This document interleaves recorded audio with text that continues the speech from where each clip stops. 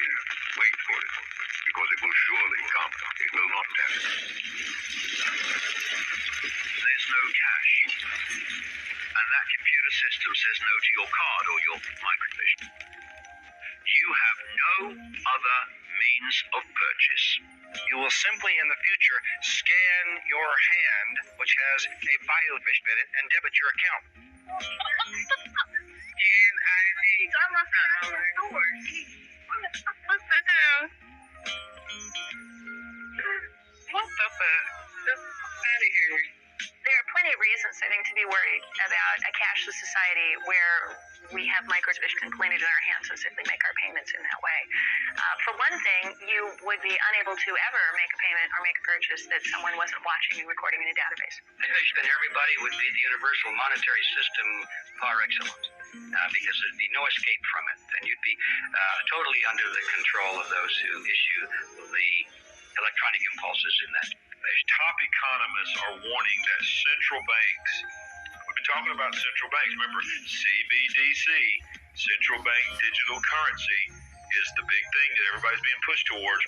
Top economists warns that central banks are planning to introduce CBDC micro fair use. Now, when you look at the beast and the red dragon and Lucifer and the old serpent, all of these are names. When you look at Satan and the devil, these are names and titles that was given to a certain situation, because the Lord spoke in parables, and his men also speak in parables. The prophets spoke in similitudes. See, they didn't just give certain details, because they talking about the future, and when you look at the future, words change. The certain things change, and so you see, once they give the similitude, now you can get an understanding throughout the centuries. And when he was going to bring the truth out, it was going to be at the time of the end. See, so he had to do it in a way that the people can understand in the time of the end what was going on. And the prophets had to have an understanding also. So that's why they use similitudes. They used the name of nations or countries and all associated that with a certain nation or ethnic group or race or family in the Bible. And this is what people ain't understanding.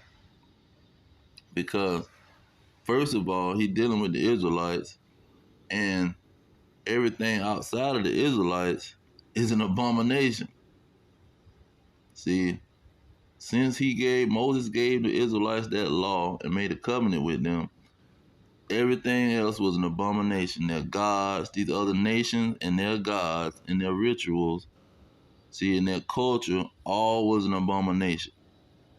Because the Israelites had to stick to that law, and only they was given that law. He didn't go around giving the Moabites some of the law and gave the Israelites some of the law, and the Edomites some of the law, and the Ammonites some of the law. He only gave the Israelites the law. In every nation he gave land, and he told them he told the Israelites to stay away from them other nations and only deal with their own peoples and practice that law. Well, that's the foundation of the situation. Now, when you get to the point where the Israelites are thrown into slavery, this is when all the drama starts. This is when all the lies and confusion. Not only was they thrown into slavery, they lost their identity.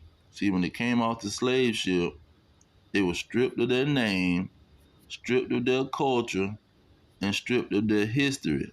So they don't even know themselves. See, they only thing they know that they got somebody else's name on them. They got Johnson, Jefferson, Washington, Franklin. See, they got all these names on them. Smith.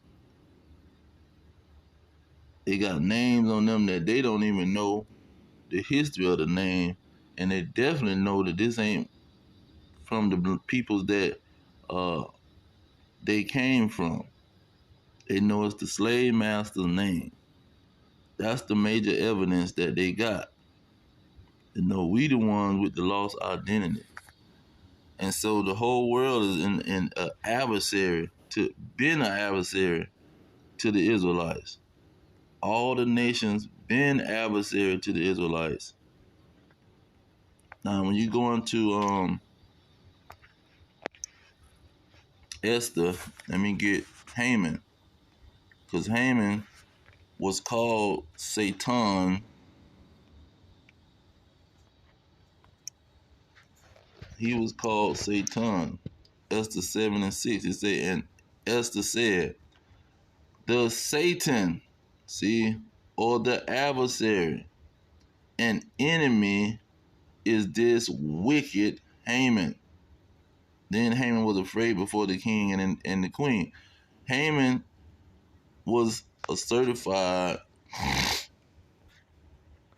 person and he had a nation. Look at verse 3. Verse 1, it says, chapter 3 and verse 1. After these things did King Azarias promote Haman, the son of Hammedatha, the Agagite. So he was a Agagite. Now when you go into, just look at the history. It's 1 Samuel 15. Verse 8 is saying, he took Agag, the king of the Amalekites, alive and utterly destroyed all the people with the edge of the sword. See, Agag was the forefather of the Agagites. Agagites, or however you say it. So, who did Amalek go? Who is the Amalekites? When you go into Genesis 36, it tells you the beginning of these Amalekites. What is it? Verse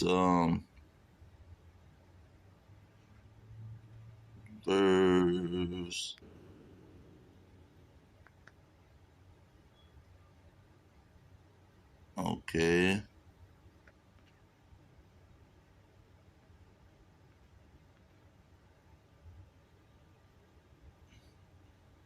Verse 12 is saying Tamnah was concubine to Eliphaz, Esau's son, and she bare to Eliphaz Amalek. So Amalek was the grandson of Esau. And Amalek had a king, Agag, and Agag had his children was the Agagites who fathered Haman. Haman tried to exterminate the Israelites during the Persian captivity after the Israelites came out of Babylon and the Persians told them to rebuild their temple in their homeland. The Edomites tried to exterminate the Persian king, and Esther and Mordecai exposed that and got the two men hung. And then Haman, another Edomite, he comes up and try to get the king to exterminate all the Israelites in his country. And so they also stopped Haman. But Haman was an Edomite. He was the Satan. He was the adversary of God's people. When you go into Exodus 17 and 16, it says, for he said, because the Lord have sworn that the Lord would have war with Amalek from generation to generation. See, he made an altar. He made Moses build an altar that he was going to have war with these Edomites, man. Then when you go into, once they established their kingdom after Saul, who had the Edomites a part of his army, because we subdued all nations under King Saul. We begged for a king, and King Saul became the king. So when King David was involved in the situation, look what happened. They say the first one, a summons of David when Doeg the Edomite came and told Saul a bold-faced lie. Verse 3 say, thou lovest evil more than good, and love lying rather than to speak righteousness. See, that's what the devil come into play. They are the deceiver, the antichrist. See, because John say the deceiver is a liar. The antichrist is a deceiver. That's what he said. So the antichrist is a liar, and they love to lie. See, this why they call him the old serpent and the devil. Then when you go into that serpent, look at King David, what he said in 58. He said the wicked, which is talking about the Edomite, the wicked are estranged from the womb. They go astray as soon as they be born, speaking lies, because they was coming out of the bloodline of Esau. See, their forefather was certified the Satan, the adversary of Jacob. See, he was the adversary in the womb with him. See, this didn't just start with the Amalekites.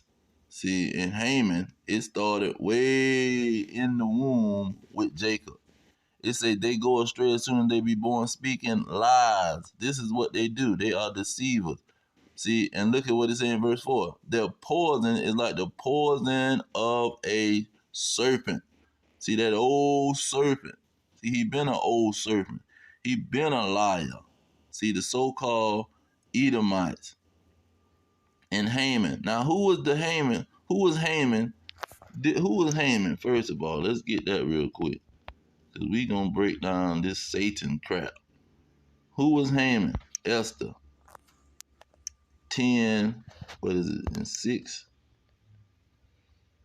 Look at verse 7. He say, and the two dragons are I and Haman.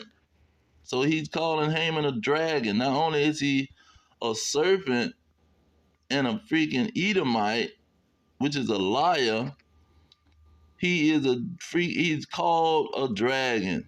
He's called Satan. See, this is what these people don't know, the history of what's going on. So when you go into who this Haman was, what is it, 16 and 10, is it? Bingo. It say for Haman a Macedonian. Haman was a Macedonian. So now we're finna go into because the Persians was taken over by the Grecians. The Persians was taken over by the Grecians. And they called Haman a Macedonian. Look at him. And it happened, first verse. And it happened after Alexander, the son of Philip, the Macedonian. See, the Macedonian was the freaking people that took over and became the Grecians. See, they took over Chittim. It was an island off of the coast of Israel and in all of those countries where Greece and Italy, it's an island over there. And Darius, see, he was ruling with the Persians. And Alexander the Great was chasing Darius all over the freaking world. If you see the movie, he was chasing Darius, trying to get him. See, and so he finally got him, and he became the first king over Grecia. And he died in Babylon, the ancient city of Babylon. He died of syphilis. See, and he was a red dragon, a so-called white man. See, the Grecians. His men took over, and then they went down there to Jerusalem. See, when the Grecians took over and went down there to Jerusalem, Look at what the Maccabees wrote. And they went to fighting the Maccabees, the people that was in Jerusalem. Look at what it said. Then Judas fought against the children of Esau. See, the Grecian was the so-called white man. See, this is who Satan the devil is, man. Satan the liar. See, devil just means to deceive. Who told these people a devil mean anything other than that? Devil means to deceive, and Satan means the adversary.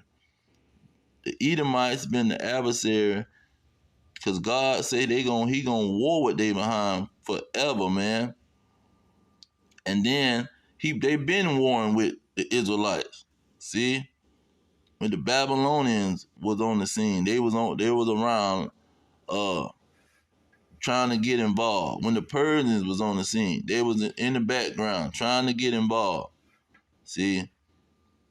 When they finally took the kingdom from the Persians, then they threw our behind into slavery. They came and attacked Jerusalem after we had built the temple. See? Then the Romans took over. And the Romans became another Edomite slave master. Now let's fast forward to Revelation. Because see, these people going to Revelation don't understand what's going on. Look at verse 2.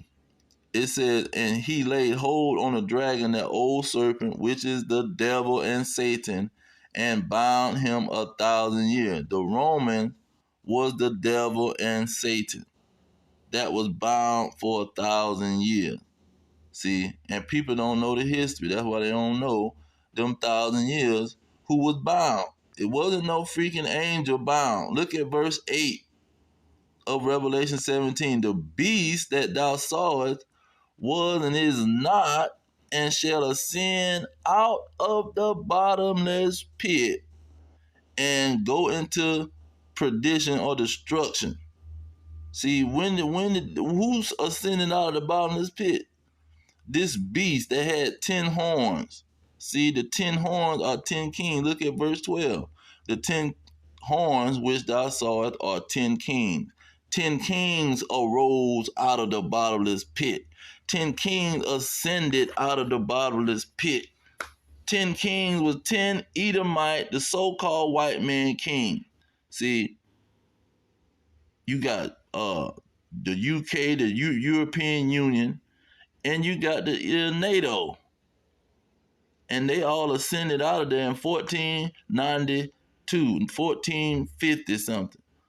They start to have the Renaissance because they fell in 90 something, 96 or something like that. After they destroyed Jerusalem, the coon Israelites took over and started ruling until the Byzantine Empire, and the Byzantine Empire lasted all the way to 1450 something. That 1,000 years was the coonish Israelites creating these stupid dogmas about the scriptures and our history, just like these ignorant fools want to be Egyptians and all kind of ignorant mess today. See, there was a coon, disobedient Israelites started all that crap. But the so-called white man came out of the abyss in 1492. 10 horns ascended out of the bottomless pit. There was 10 kings that ascended out of the bottomless pit. And so that mark, we coming down to the mark now. See, that mark is the mark of Satan. It's the mark of the so-called white man. See, it's the mark of Satan, the devil. That's what the mark is going to be about, because the so-called white man is pushing it. When you go to Revelation 13, it talks about how all of this stuff is the same. Look at verse 4. It said, and they worshiped the dragon which gave power to the beast, and they worshiped the beast, saying, who is like unto the beast, and who is able to wage war with him? See, that red dragon with 10 horns, and that beast, that scarlet colored beast, is the same 10 kings, 10 Edomite kings. See, and they the revival of the Roman Empire, which wasn't a Roman Empire. It was the Edomite Empire. Just like the Grecians wasn't the Grecian Empire, it was an Edomite Empire. See? And every scholar will tell you that Revelation 13, verse 11, is talking about America. See? America is the beast in the midst of the beast. See, he another dragon, a Edomite nation, a country in the midst of the Edomite uh, union that's ruling everything and controlling everything. They're gonna be the one to push it because they holding the Israelites in captivity and refuse to let them go. And when this universal dollar drop, the so-called beast, the so-called Satan, he gonna have the mark of Satan, and he gonna want to tell people, if you don't have this mark, you don't have this device that I want to stick in your behind. See, you don't have this, you ain't buying nothing out my store. See, and the white man been the slave master. This is what uh Isaiah 14 is talking about.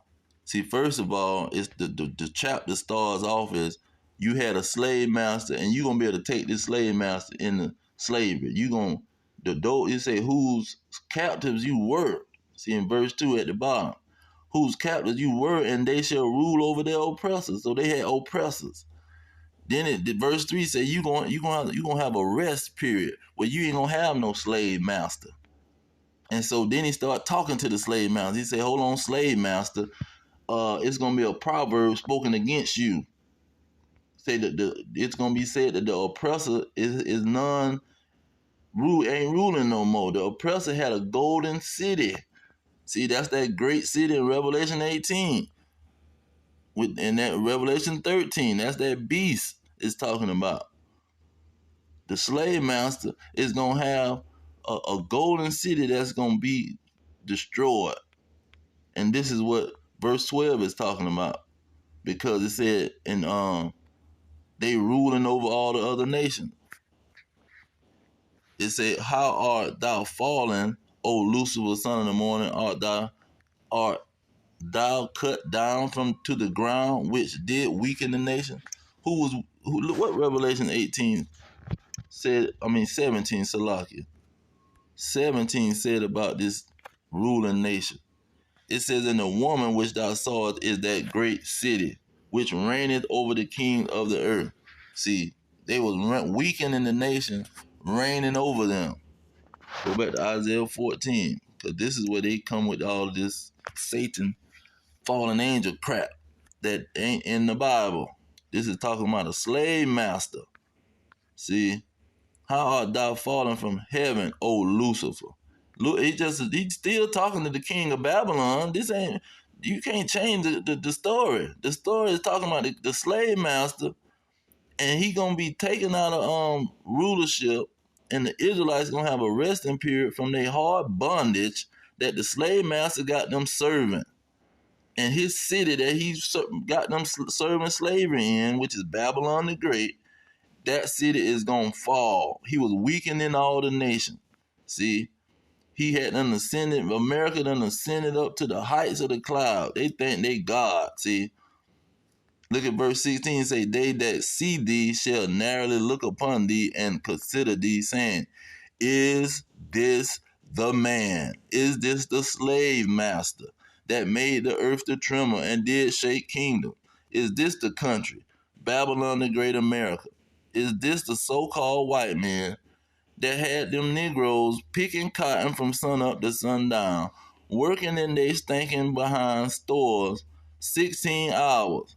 See, working in their businesses for 16, 12 hours a day just to pay a freaking rent bill and other kind of bills back to another group of Edomite dragons. See, this is what the Bible is talking about. It's not talking about no freaking fallen angel, man. Then when you go to the other verse that they try to conjure up some lie with, Ezekiel 28, talking about the devil was in heaven and he was singing. God had him singing. God didn't have nobody singing, doing none of that crap up in heaven, man. This is not talking about no freaking person in heaven doing anything. Now I know it talked about this heaven.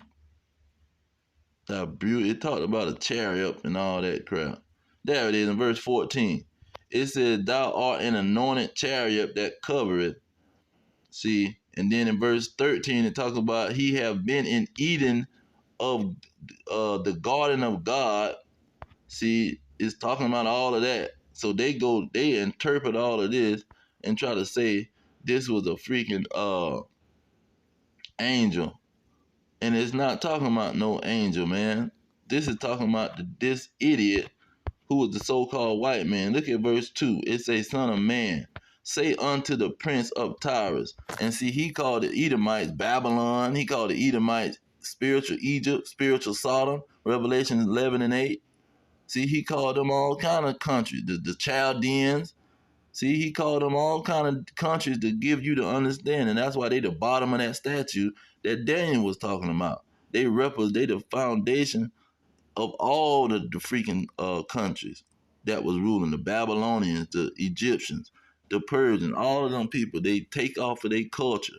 And they're a bunch of copycats. But anyway, verse 2, it says, "Son of man, say unto the prince of Cyrus, thus says the Lord of hosts, because your heart is lifted up, and you have said, I am God, I sit in the seat of God in the midst of the seas yet thou art a man." See, this is a man is talking about. Not no angel in heaven playing no instrument for God. He was sitting up. And see, this is why you got to understand the prophets spoke in similitudes. They were speaking in similitudes. He is acting like he a freaking chariot. See, he acting like he a whole angel, but he just a man. He acting like he God, but he just a man. This is why Daniel is being brought up. See, because the Daniel was just breaking down how the Edomites was gonna be the last rulership, that fourth kingdom, and they thinking that they God, man. It brought out how the ram that became Grecia. See, the Edomites was gonna be the first king of Greece, the goats. See, it was talking about the Edomites, man.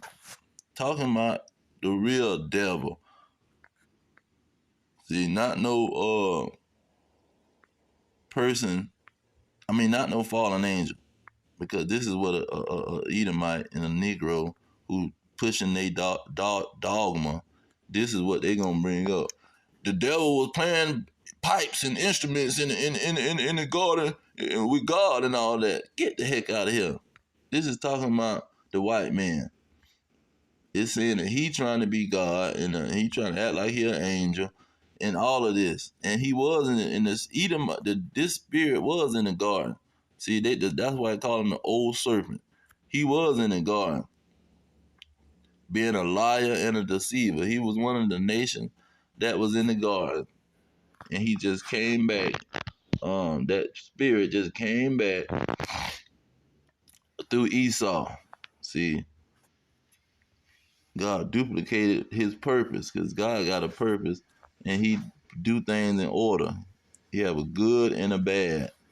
And in the garden, when you let's go right, you can go. He gonna tell you right here in 31. 31 what? 9 to get straight to the point. He said, "I have made him fair by the multitude of his branches, so that all the trees of Eden." See, it was all kind of nations in Eden. Look at the verse 6. It's the end of the verse. Get to the point and say, "Under his shadow dwelt all great nations." See, it was great nations in the garden of Eden, and all of those nations was trees. See, it says that they were in the garden of God, envied Adam. See, Adam was a nation that they envied. So there was Satan. Satan was in the garden. He was an old serpent. See, and so this is what Satan is all about, not no freaking fallen angel. And the Genesis fallen angel crap, that's talking about at the nation of Adam falling to these other nations who was envying him. Falling to eat what's now called the Edomites, that wicked nation. They fell to the wicked nation and started doing stuff that the Lord ain't want them to do. And so this devil crap is all about the Edomites. Now let's get 12 and 25 to show you that Satan is the so-called white man. Verse 25 says, Yahweh knew their thoughts and said unto them, every kingdom divided against itself is brought to desolation, and every city and or house divided against itself shall not stand. And if Satan cast out Satan, he is divided against himself. How shall then his kingdom stand? See, in the kingdom, who was ruling during Yahweh's time? Yahweh is who they ignorantly call Jesus Christ. Now, who was ruling? The Edomites was ruling. See, the Roman Edomites, they was ruling when Yahweh on the scene. This is the kingdom that he is talking about. He's not talking about some kingdom of angels, man. That's a lie. He's talking about the kingdom of the so-called white man. See, and he was calling them devils. Look at 27. And if I by Beelzebub cast out devils, see, by whom do your children cast them out? Therefore they shall be your judges. And the people don't understand what is being said because it's talking in similitudes. And let's get, I should have just went to the next chapter. Matthew 11. 13 and 11 it said, and he answered and said unto them, because it is given to you to know the mysteries of the kingdom of heaven.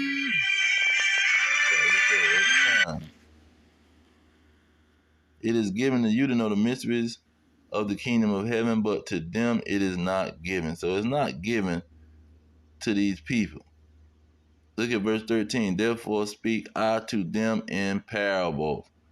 See, he speaking in parables so he can blind they behind with that crap.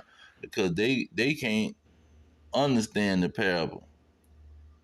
They gonna listen to the lies and see that's gonna be the foundation for them. They're not gonna be able to rewind and say, oh, it's a parable. Oh, it's a similitude talking about the so-called white man, the slave master is the devil. See, they're not gonna be able to understand it. They're gonna keep going with that fallen angel mess. Even the Israelites, they done found out they're Israelite. You know you're an Israelite. You came over here on the slave ship. They say the Israelites gonna come on the slave ship. Them jokers is talking about a fallen angel. See, what the GOCC? They talking about a fallen angel and demons all around. They don't even know the milk of the scriptures.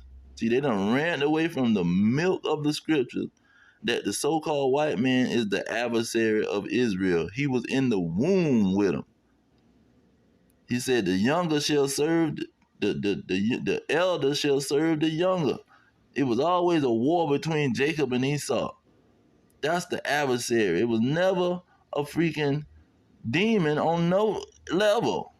In Genesis 3:15, he talked to that old serpent, the wicked nation that was in the garden, and told that wicked nation that was in the garden, your seed is gonna be against this seed. Before Abraham even was born, he had them planting on the situation, man. And these people leave the milk of the scriptures and say it's a demons around and the Satan, the devil, and all this crap. Man, it's talking about the so-called white man. But they got to get rid of that doctrine. The milk that's of the scriptures, get rid of it because we need white people in our congregation to give us some money. See, I'm not going to preach that because now I can't get these white folks up in here to donate some money to my congregation that can sit here and accept that Esau is the white man. See, they can accept that, but they can't accept that he the devil and Satan too. See, and that's the milk of the scriptures. It's all about Jacob and Esau. Esau is Satan, the devil, and these jokers talking about a floating spirit that's doing something that it don't supposed to be doing. That's a lie. All of these spirits are doing what God wanted them to do and told them to do. So anything outside of that, you is a liar. But I'm going to leave it there. All praises to Yahweh, Ba'ashem, Yahweh Shah, Ba'ashem, and Kakadash.